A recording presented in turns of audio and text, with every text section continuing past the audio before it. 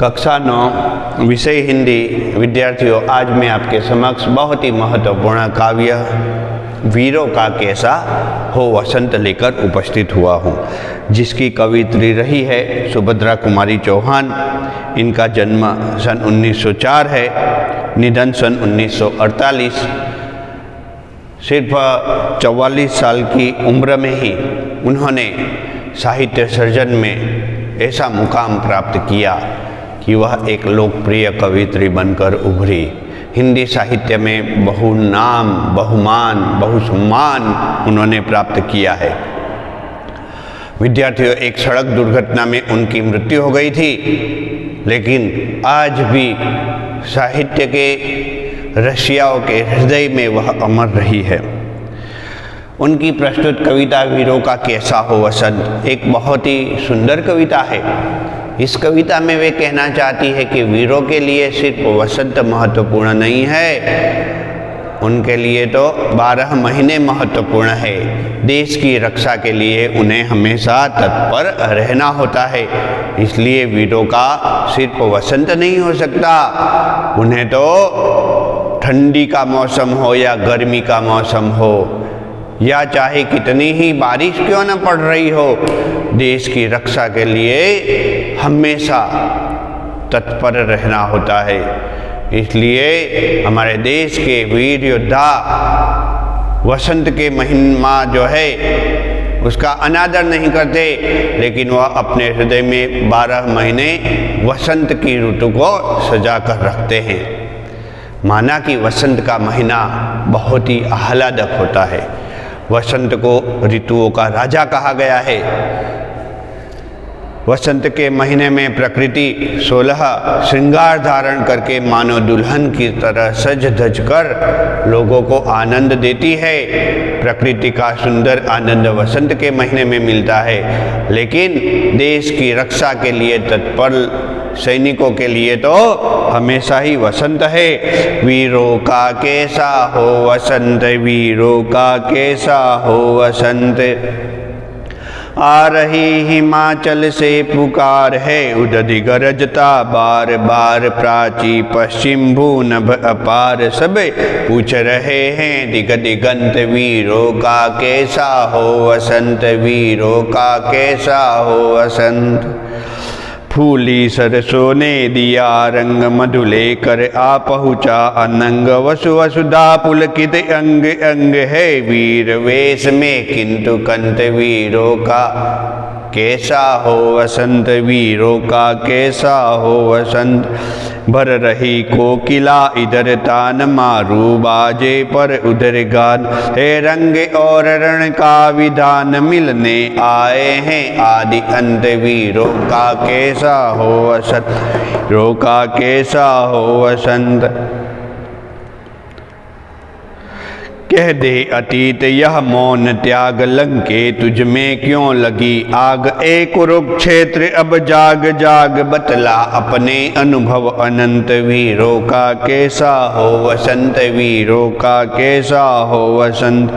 हल्दी घाटी के शिलाखंड, ए दुर्ग सिंहगढ़ के प्रचंड, राणा तांगा राणा ताना का कर घमंड, दो जगह आज स्मृतियाँ ज्वलंत, वीरों का कैसा हो वसंत। भूषण अथवा कवि चंद नहीं, बिजली भर दे वह छंद नहीं, हे कलम बधी स्वच्छंद नहीं, फिर हमें बतावे कौर अंत, वीरों का कैसा हो वसंत। बहुत ही महत्वपूर्ण बात बताई गई है। वीरों का कैसा हो वसंत, गा रही हिमालय से, आ रही हिमालय से पुकार है, उदधि गरजता बार बार, प्राची पश्चिम नु भूनभ अपार। सब पूछ रहे हैं, सभी दिशाएं कह रही है कि वीरों के लिए सिर्फ वसंत नहीं, उन्हें तो अपने सीने में हमेशा वसंत को खिला कर रखना है। महाराणा प्रताप की बात की गई है कि महाराणा प्रताप ने हमेशा अपने छाती में वसंत को खिला कर रखा और दुश्मनों के दांत खट्टे कर दिए, दुश्मनों के दांत तोड़ दिए उन्होंने। छत्रपति शिवाजी की बात है कि छत्रपति शिवाजी किस प्रकार हमेशा उत्साह से भरे रहते थे और दुश्मन उनकी तरफ आंख उठाकर भी नहीं देख सकता था। लेकिन इस वक्त सुभद्रा कुमारी चौहान कह रहे हैं कि हमारे देश में अंग्रेजी हुकूमत इस कदर फैली हुई है कि शूरवीर योद्धा अपने देश की रक्षा करने का प्रयत्न तो करते हैं, लेकिन वह प्रयत्न सफल नहीं हो पा रहा, क्योंकि इस वक्त हमारा देश गुलाम है। इसलिए ऐसे वीरों को कोई भी ऋतु की चिंता करे बिना देश की रक्षा के लिए आगे बढ़ना होगा। इस कविता में सुभद्रा कुमारी चौहान एक अन्य महत्वपूर्ण बात कर रही है। वह कह रही हैं कि देश के साहित्यकार, देश के पत्रकार इत्यादि जो अपना साहित्य लिखते हैं या अपने वर्तमान पत्र प्रकाशित करते हैं, उसमें वह अपने शासक के विरुद्ध में कुछ लिख भी तो नहीं सकते, क्योंकि कलम बंधी स्वच्छंद नहीं। फिर क्या किया जाए? सांकेतात्मक रूप में, प्रतीकात्मक रूप में देश का विरोध करना होगा। वह कहते हैं कि अब पहले जैसे छंद भी नहीं रहे, पहले जैसे महान कवि भूषण अथवा कवि वृंद जो बहुत ही अच्छे छंदों का प्रयोग साहित्य में करते थे, वे भी अब नहीं रहे। कलम बंध चुकी है अंग्रेजी हुकूमत की मार। साहित्य में आपको पता है विद्यार्थियों कि कई ऐसे साहित्यकार थे जिनके पुस्तकों के ऊपर प्रतिबंध लगा दिया गया था। कई ऐसे प्रकाशक थे जिनके वर्तमान पत्र अर्थात पेपर में प्रतिबंध लगा दिया जाता था, क्योंकि उन्हें पता चलता था, अर्थात अंग्रेजों को पता चलता था, अंग्रेजी हुकूमत को पता चलता था कि यह हमारे विरुद्ध में लिख रहे हैं, और उन्हें ऐसा लगता था कि अब खतरे की घंटी बजने वाली है, भारत के लोगों में एकता आ जाएगी तो क्या होगा। इसलिए वे कहते हैं कि उन्होंने कई प्रतिबंध लगा दिए थे। साथ साथ में इस कविता में बात की गई है प्राकृतिक सौंदर्य की कि फूलों सरसों ने दिया रंग मधु लेकर आ पहुँचा अनंग वसु वसुधा पुलकित अंग, यानी प्रकृति बहुत ही सुंदर बन चुकी है। वसंत के महीने में फूल खिले हुए हैं,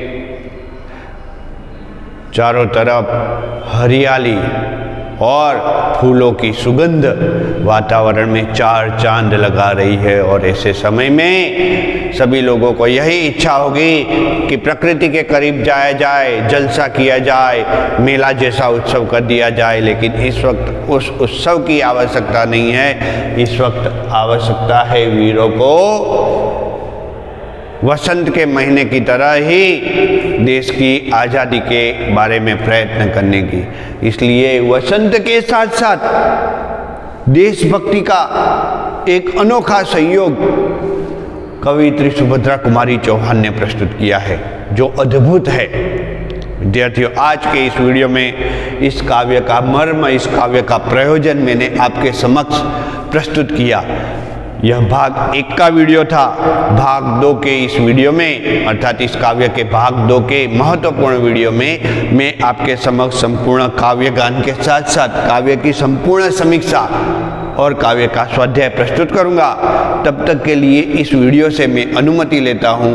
अनुमति लेने से पूर्व यह अवश्य कह दूंगा कि आप सभी विद्यार्थी इस काव्य को एक बार अवश्य कंठस्थ करें। बहुत ही सुंदर काव्य है, परीक्षा की दृष्टि से भी अच्छा है, इसलिए इस काव्य को कंठस्थ करने का पूर्ण रूप से आप प्रयास कीजिए। पाठ्य पुस्तक में से काव्य को पढ़िए, 2-3 बार पढ़ोगे तो अपने आप यह काव्य आपको कंठस्थ हो जाएगा। जय श्री स्वामीनारायण।